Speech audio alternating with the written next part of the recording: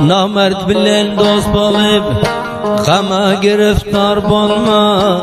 Hakikatni görende görem yok deyip kör bolma. Bir dostuna el bersen ölünçen bizar bolma.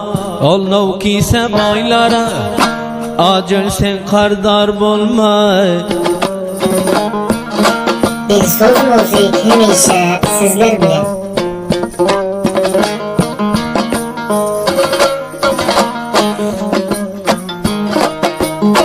Yola çıksan oylanın yaxşı bilen bol yoldaş.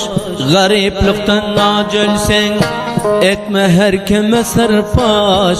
Her kim bilen dost bolma, yaxşılar bilen baş koş. Özünden de yavrağın tut yakasından görüş. Bir acizi görende palvan men deyip zor bolma. Olnav kiyse baylara acil sen kardar bolma.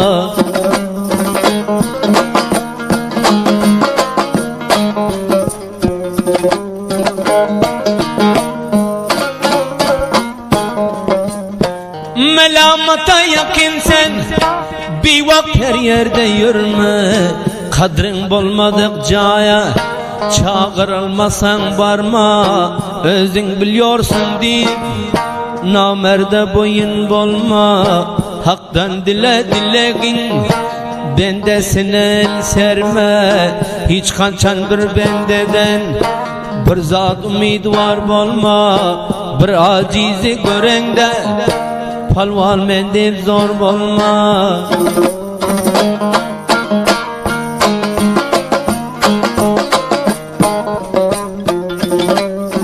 Osman Hamiya, Hıdır Gülşan Müstereyim Mekanı'ndan her kim isteseyle getirebiliyor. Sağ olun, lezzet alın.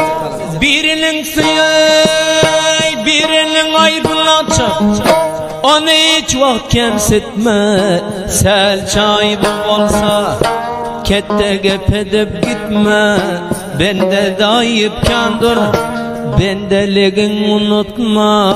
Her yerde özün avup lapırıp yalan aytma. Etmeyecek işin aydır, dana dile var bolma.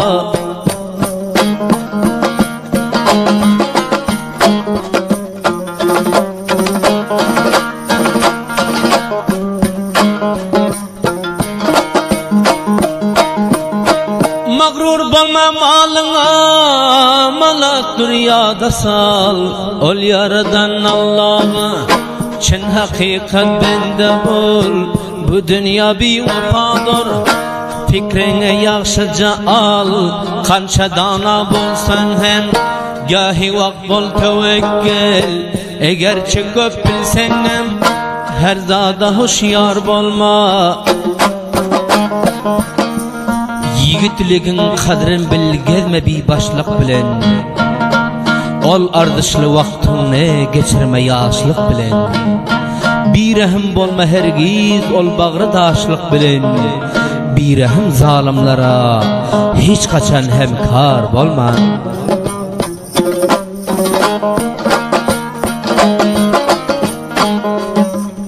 Malı mülkü yigitlik gayratına kovanma. Bir gün gider elinden siratına aldanma. İti yanan tiz öçer değiller munça tiz yanma. Din madaydar ey dostum aslı neslinden derme. Gerçi canın gitse hem dininden bizar bolma.